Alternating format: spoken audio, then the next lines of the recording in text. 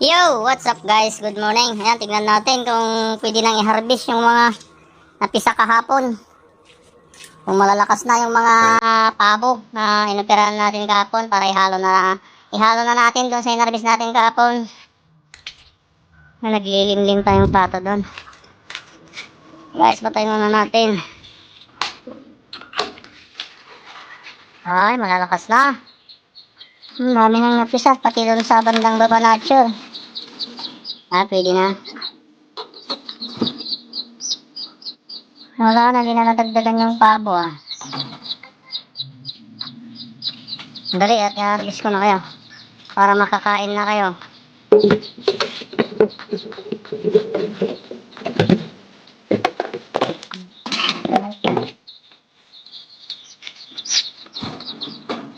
Ayun na kita, halo na kita. Meron tayong 3 pabo. Yung kailan natin dito kahapon. Malakas na sila.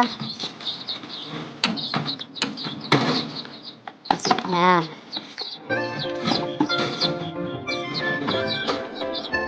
May pang pabo dito. Meron pang 6 na itlog ng pabo. Diyan muna kayo kung sakaling makita pa kayo. At dito sa bandang baba, meron na rin. Pili na.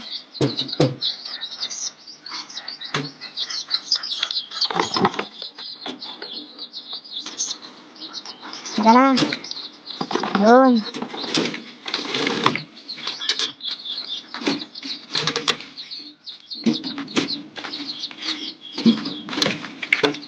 Diyan na kayo.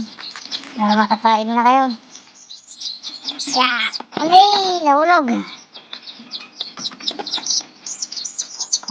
Marami. Balik ulit, baka sakaling matisa pa.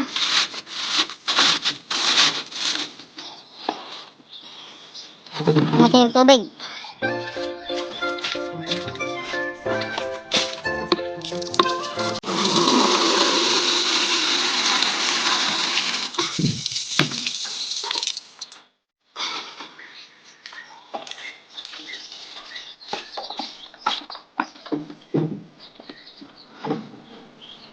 Yan. Saan natin ulit.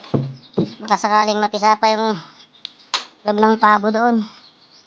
Sayang.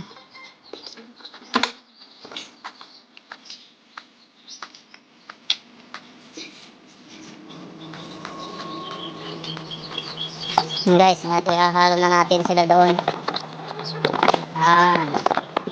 Mas marami to. Pero ihalo na natin doon.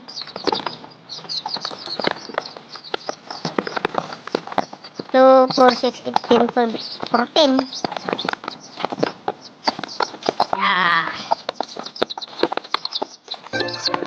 Makapangang kayo.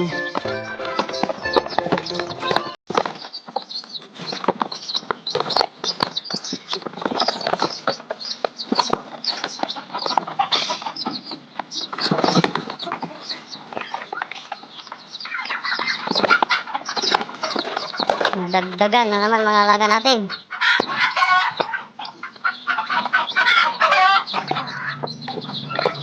Oh, dami. Ang dami.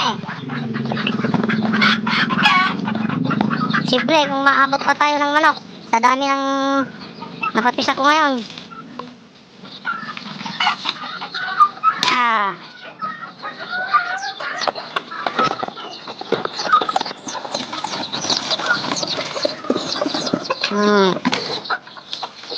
Ano na kayo?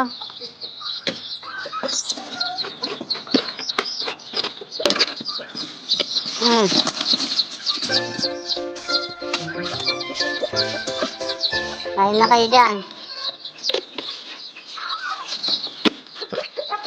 Binigyan natin sila ng vitamins nila na Vitamin Pro.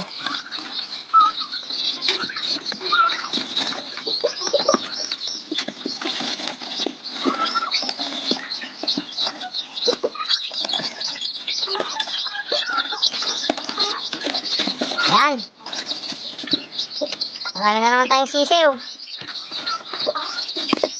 At patuloy pa rin tayo na nag-incubator. Maiipon natin na sisiw para hindi na tayo maabot ng manok.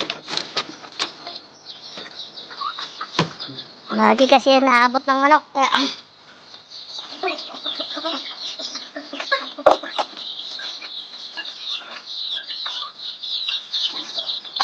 Yan, ang dami. Ang bilis nila lumaki. Mag-iisang buwan na sila.